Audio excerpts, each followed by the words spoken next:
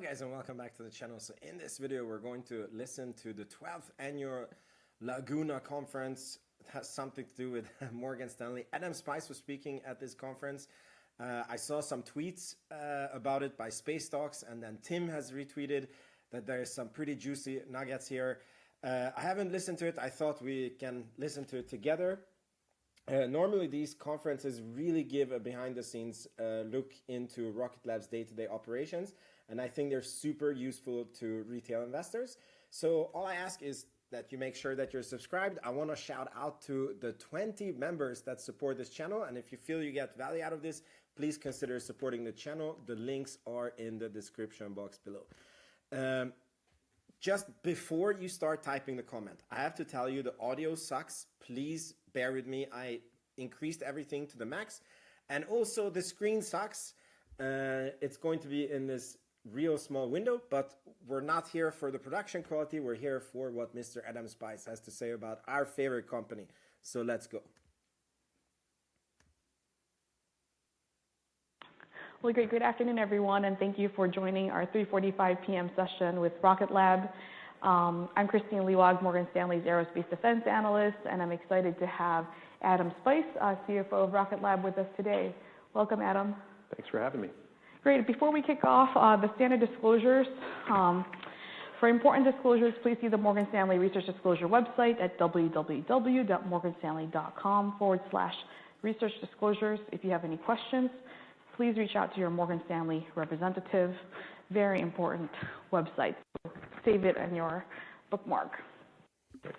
So maybe, Adam, kicking off, let's start with launch. I mean, launch has been pretty topical in the industry lately, mostly because of the shortage of rocket launch capability. At this point, Electron is the second most used launch in the U.S., and you're developing a new medium-class rocket, Neutron, which you're planning to launch towards the middle of next year.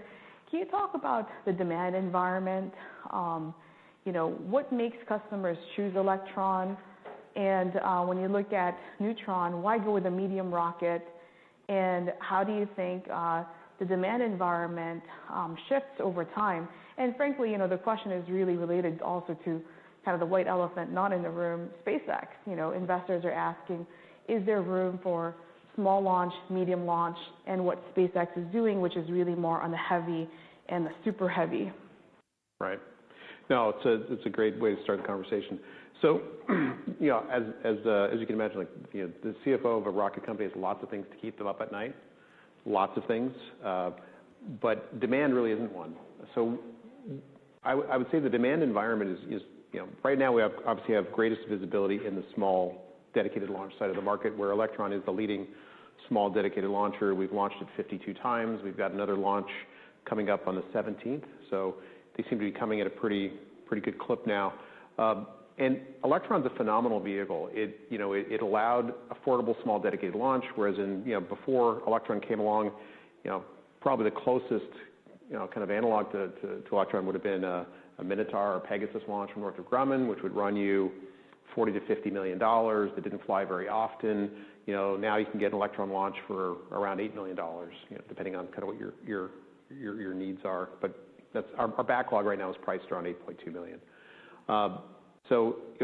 And if you wanted to do something on, for example, on a Falcon 9, you'd pay close to $70 million for a dedicated launch. And so when you're putting a classified or a payload that's going to a very unique orbital insertion location, you have to have dedicated launch. And so we offered a very efficient, almost an order of magnitude cheaper than what the other options were out there.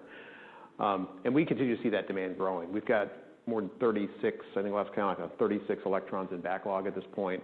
This year we'll launch between 15 and 18 times. Last year we launched 10 times. So the demand keeps growing, and we don't see that stopping. And I think what Electron is great for is for doing small constellation deployments or Pathfinder missions, where you're testing to see if the technology is going to work on orbit. You're not really quite ready yet to go, full-scale operational, where you need a larger launch vehicle to deploy a constellation. So Electron's been very, very useful for that. We've now found applications for it in hypersonic test campaigns as well. So now it's more from just being a satellite deployer to now also a hypersonic testbed platform.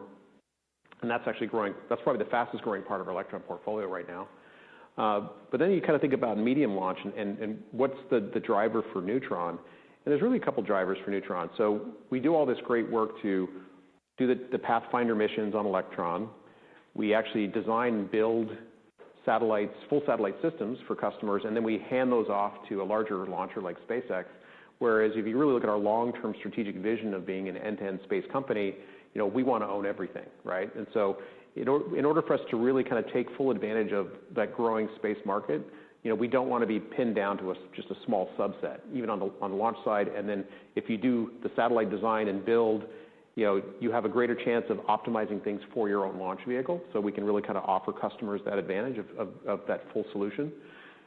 And I think probably, you mentioned what's not in the room. I mean, SpaceX essentially has a monopoly right now on medium-class launch. And that's a very uncomfortable place for the market to be. It's very uncomfortable for government customers. It's very uncomfortable for commercial customers, particularly commercial customers that have competing offerings to Starlink. As you can just imagine how uncomfortable that would be if you're a very direct competitor to Starlink, and all of a sudden now you're handing over your baby to your competitor. Because, when you do a launch, you're handing over your spacecraft, you're very exposed, right? And then, so I think the market just needs alternatives, and right now there is no alternative to medium launch. So we think that Neutron is not just going to be another solution. We think it's going to be the most optimized, most cost-effective vehicle out there because, Neutron has been designed from ground up in the last 4 years, whereas, Falcon 9 was designed 20 years ago, and it's been iterated. It's a great vehicle, but we think we can bring something new and innovative to the market, in addition to just more capacity and choice. That's really helpful, Adam. And looking back at, Electron, 300 kilograms of payload, Neutron, 8,000 kilograms. You're looking at, Falcon 9 at 22,800 kilograms. There's still a fairly big size between Neutron and Falcon 9. When you think about the marketplace, you made an obvious case for Electron where it's truly, it could be Pathfinder, you're not ready for full scale, and it's cheap for that access point. Mm-hmm. But why would customers want to choose Neutron over Falcon 9? Is that the real comparison? And then also, if Neutron costs come down enough, could we see a cannibalization from Electron? Can you describe the relationship between the customer decision to use one over the other? But you do make a great point that, a monopolistic offering is not necessarily desired. You want to have options. Sucks to be the stranded astronauts in the ISS. It's true. Wish they had another option to come back home, right? Yep. But I think understanding the differences would be helpful. And how are your customers thinking about that? Sure.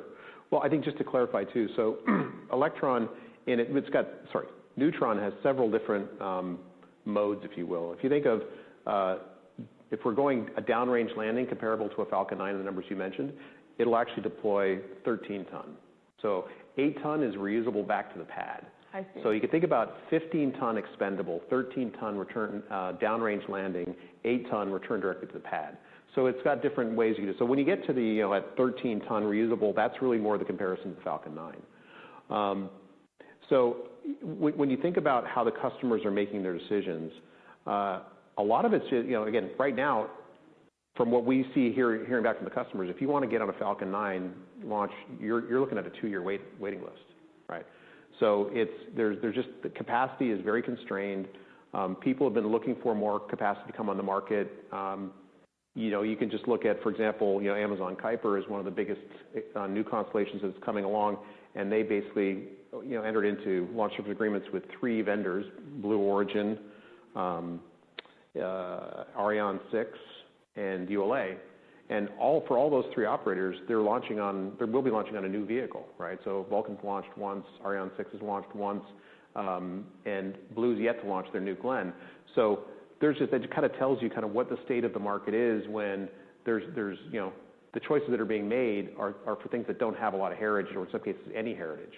So heritage is super important. I think that's really one of the huge advantages that Electron has, is that we've launched it 52 times. We've got a great success rate. We're taking a lot of that technology and embedding it into Neutron. Again, things that we're taking forward or to de-risk the program are, we've got tremendous experience with carbon composite structures, right? So tanks, structures, fairings, that's being leveraged from what we've done with Electron. On the avionics side, that's just scaling from Electron because the electronics don't really care whether it's a 300 kg payload capable rocket or a 15-ton capable rocket. So we've managed to find ways to leverage what we've done very successfully in the past and really kind of, I would say, extend that heritage to a new vehicle. So I think a lot of customers that we're talking to now that are considering Neutron for launch, they don't really look at us as as an unproven, hey, will this work? I think everyone takes for granted that, look, Neutron is going to work.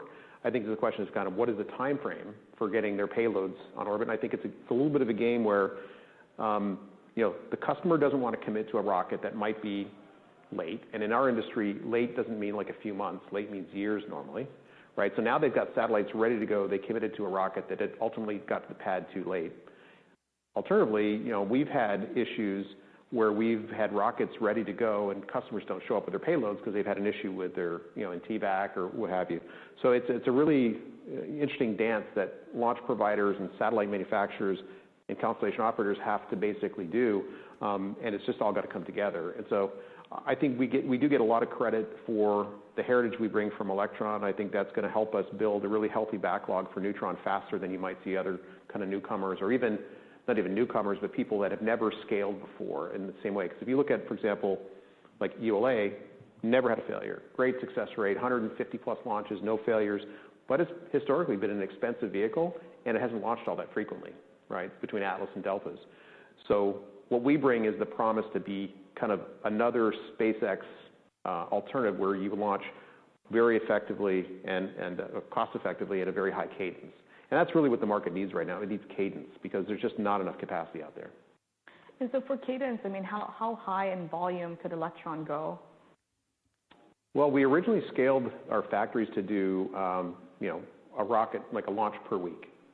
So we have the footprint to be able to do 50 launches per year. I mean, we can launch 128 times out of New Zealand alone, right? We have launch pad, in New Zealand, plus we have launch facilities in Wallops Island, Virginia.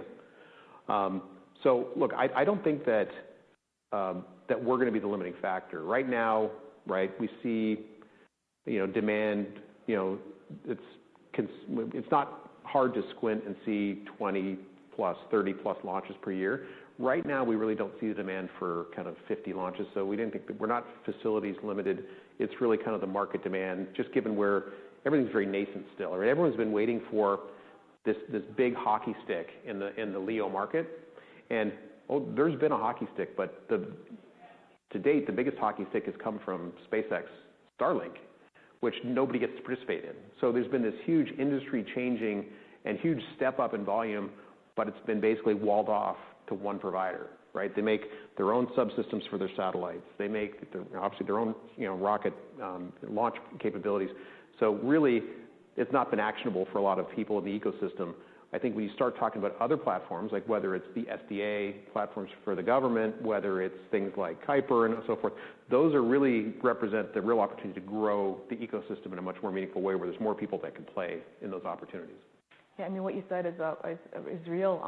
I don't think people realize more than half the satellites orbiting around Earth are Starlink satellites today. 6,000 of 9,000 are the number that I'm familiar with, right? So yeah, it's majority of the satellites that are out there are owned by one person who's built them, launched them. It's really kind of stunning. Great, and I think that's why the question from investors really is like, is there room for companies outside of SpaceX? And you're making the good argument that great. Government customers don't want a monopoly; they want to have diversity of product, and that's what you're offering.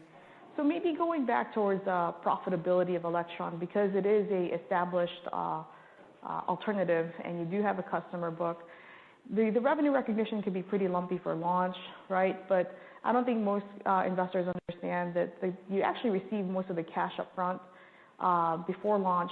So can you talk about the sales cycle of Electron, revenue recognition method and cash, and also at some point what is mature profitability, cash profitability of an Electron launch?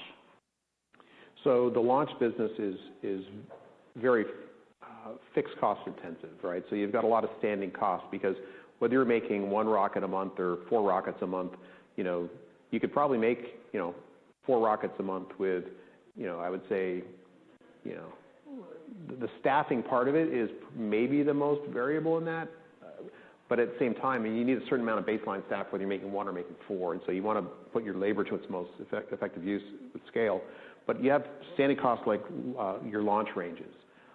So whether you launch once or never, you still have that standing kind of fixed cost to man those. You've got health and safety teams. You've got all your quality teams. So the rocket business is very kind of fixed cost intensive. So the fact that cadence is really probably the most important driver to your margin profile. So we've been fortunate. We're actually selling price has gone up, so ASPs have increased pretty steadily over the last several years. When I joined the company back in 2018, we were selling Electrons for about $5 million. Now our backlog is priced around 8.2. We've got some higher, some lower, depending on the mission requirements. So that's been a nice increase. Our production costs have gone way down. We've actually gotten quite a bit of efficiencies on, I would say, on the on the BOM side, right? So we've gotten better with things like yield and so forth, and then bringing the labor hours down. But probably the biggest thing is just amortizing the cost of the buildings and the machinery and all the different things that we can kind of utilize over a greater number of units. So in the last quarter, I believe our non-GAAP and GAAP gross margins were pretty close, actually. Call it in the low 30s.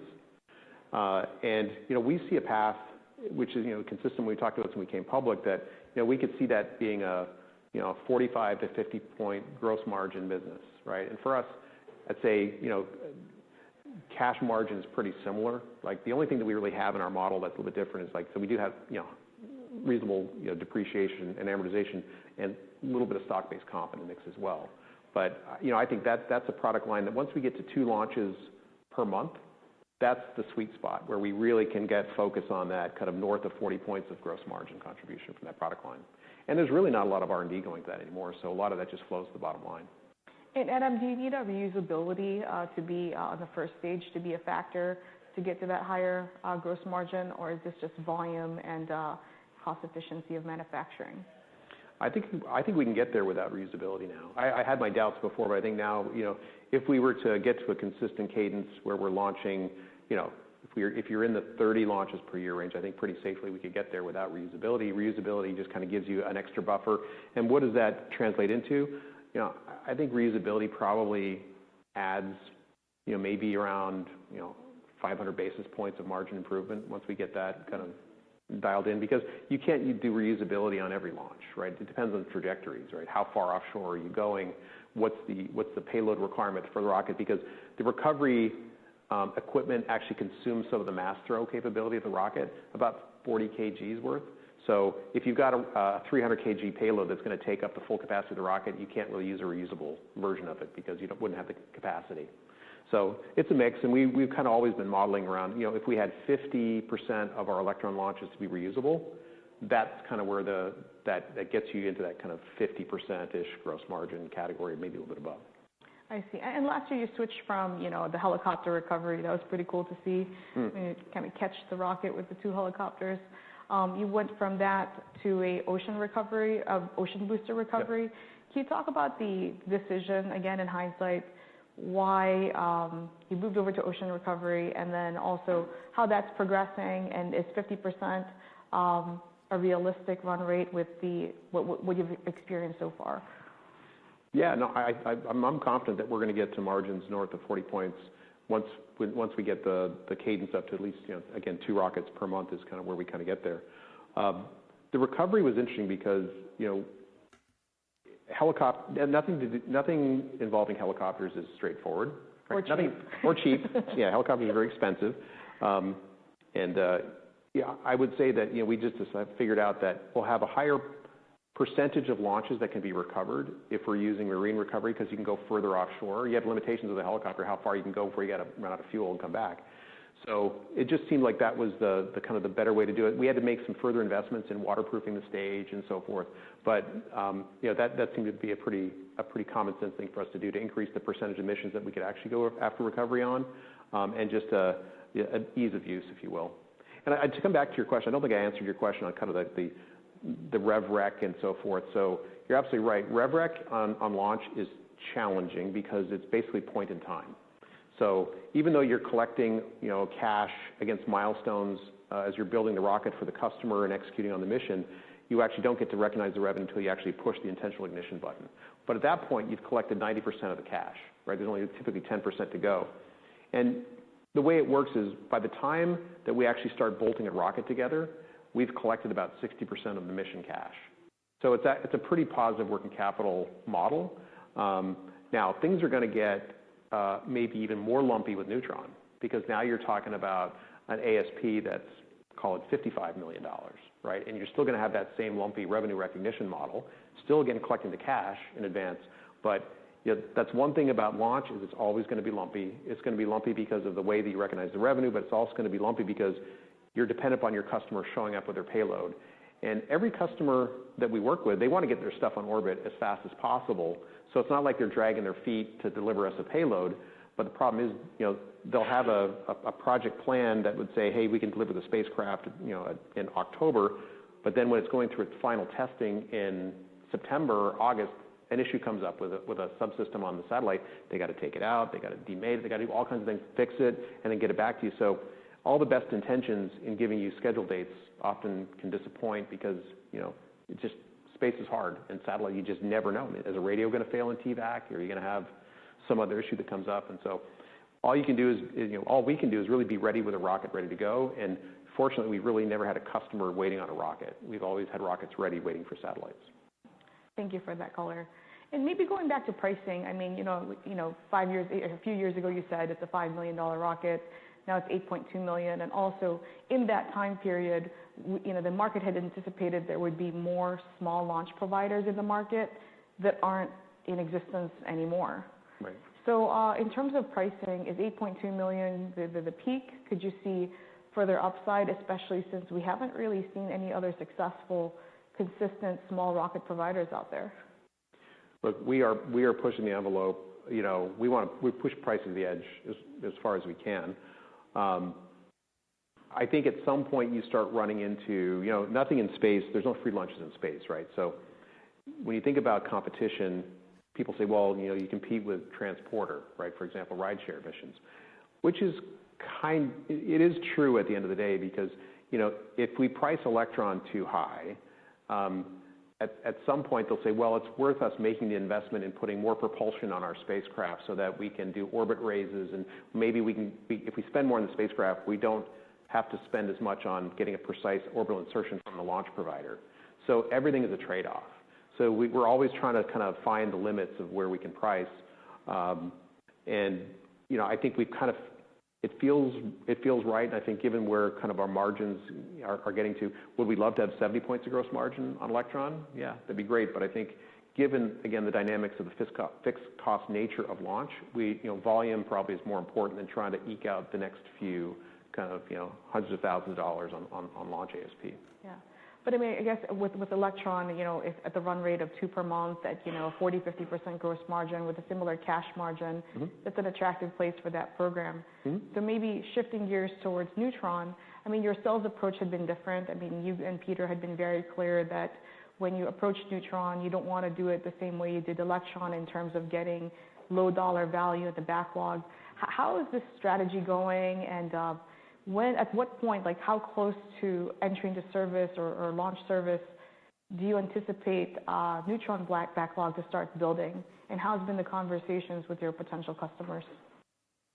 I think the dynamics with Neutron are quite different than the dynamics that were in place with Electron.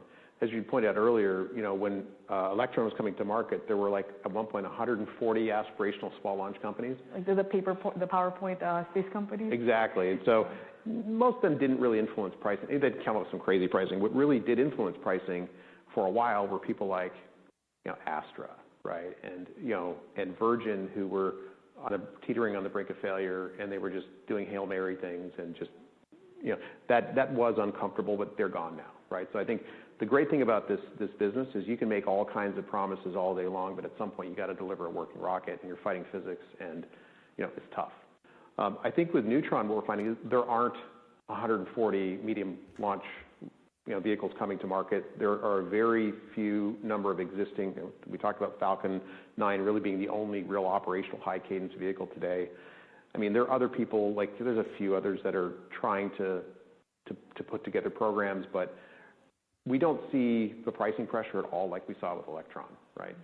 Because the launch providers I mentioned earlier that are supporting Kuiper, for example, they're not necessarily known as being low-cost providers or high-cadence providers. It's really, in a lot of ways, SpaceX sets the market, right? And a Falcon 9 has historically, recently gone for, again, off-the-shelf launch of $67 to $70 million. So we feel pretty good about kind of the pricing dynamic. We don't really have any kamikaze pricing out there at this point. Great. Now, moving from launch, I mean, you've talked about being a full provider space solutions business, and actually the space systems business is a larger portion of the company now. Can you talk about the opportunities that you're seeing there? What are your core competencies? And you've built out this capability through acquisitions in the past few years. Where are you in the portfolio, and where does this need to go to be the fully true end-to-end solution that you've highlighted earlier in your comments? Yeah, that's one part of the business. I always knew we were going to be successful in small launch. I had not a lot of doubt that we'll be successful in medium launch.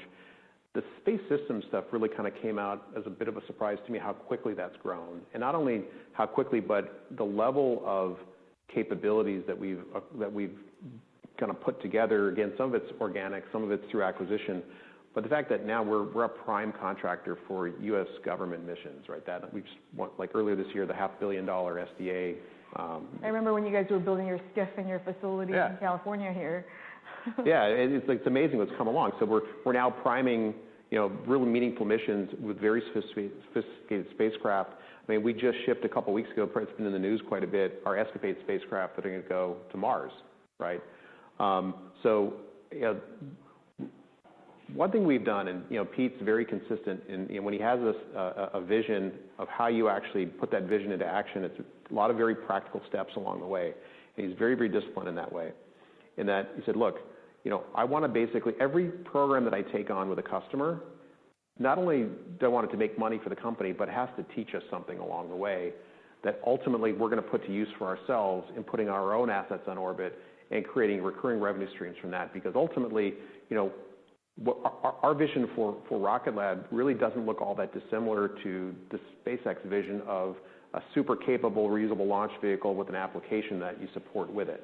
So certainly Neutron is going to be used to deploy other people's payloads, but a big piece of that vision is to deploy our own payloads. So I think that, again, everything that we've done, the reason why we took on, some of the early missions, satellites that we built for NASA, kind of paved the way. It gave us some capabilities for doing, very high delta V, capabilities to deliver spacecraft into unique orbits like the Moon and Mars.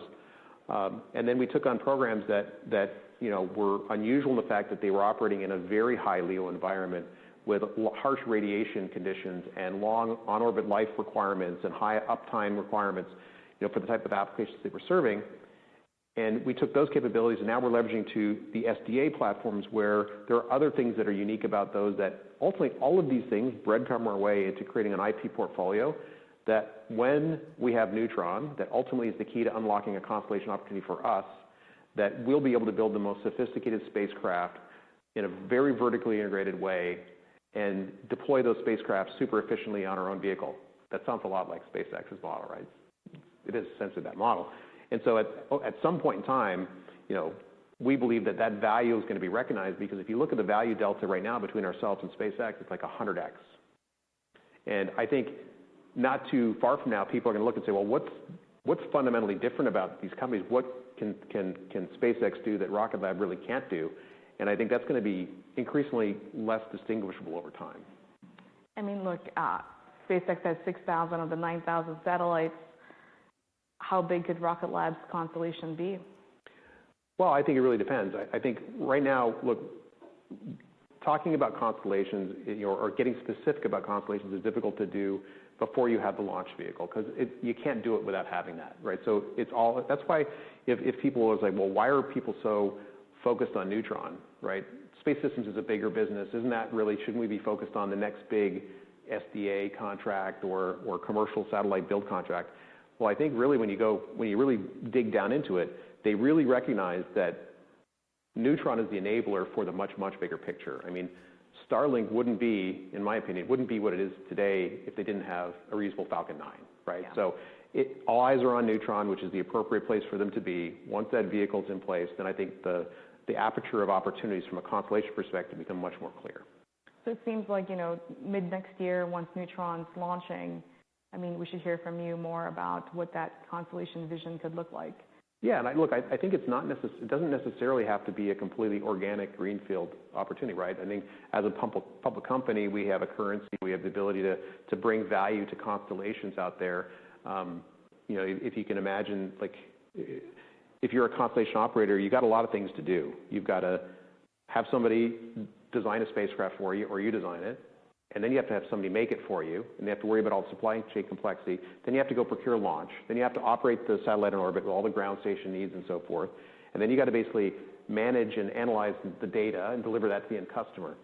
At the end of the day, if you look at what we can provide, is we can come in and say, well, tell you what, we can design a spacecraft, we can build a spacecraft, we can provide unfettered launch for those spacecraft, we can operate them on orbit, which allows the constellation to really do what they do best, which is manage the data and the customer, right? So I think when people think of like, well, everything we do might necessarily have to be organic, I don't think that's the case. I think there could be ample opportunities for inorganic growth and expansion into the applications market, through inorganic ways.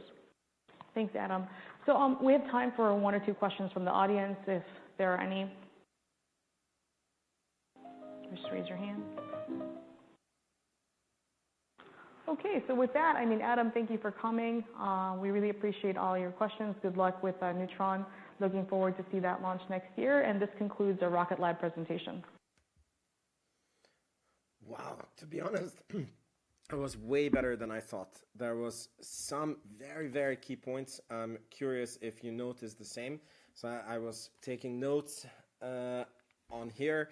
So very interesting things. Backlog of Electron is currently priced at $8.2 million. That is quite a nice increase. That means gross profit is increasing. That means we're ever closer to profitability. What sucks is he's saying that the launches this year are going to be between 15 to 18 launches. That's quite a bit less than the 22 that was guided for in the beginning. That's okay. We know why this is. It's clear at this point that it's not them, it's the customers, and this is part of the launch business. Then he says HASTE is the fastest growing part of Electron launch. I kind of feel like this is a PR way of saying, because if you sell 1 HASTE and then you sell 3 more, it's like a 400% increase in your HASTE launches. And of course, if you're selling 30 Electrons, you would have to sell 120 to match the same expansion speed. So it doesn't really mean anything to me. Of course, HASTE is the fastest growing because it's the smallest. Ultimately, I'm very curious to see how far they get. He talked about that without even reusability, I was quite surprised on this, that they're going to be able to get to north of 40% on gross margin, and maybe even 45%. And with reusability, it adds another 5%. So they would get to 50% gross margin. That's super good for a launch business. So I was pretty surprised how high the gross margins can be without even reusability. Then he confirmed that the average sales price for Neutron is $55 million. And that what was really interesting is that the customers are no longer looking at them as and questioning if Neutron is going to come to the market. It's more like, when is it coming to the market?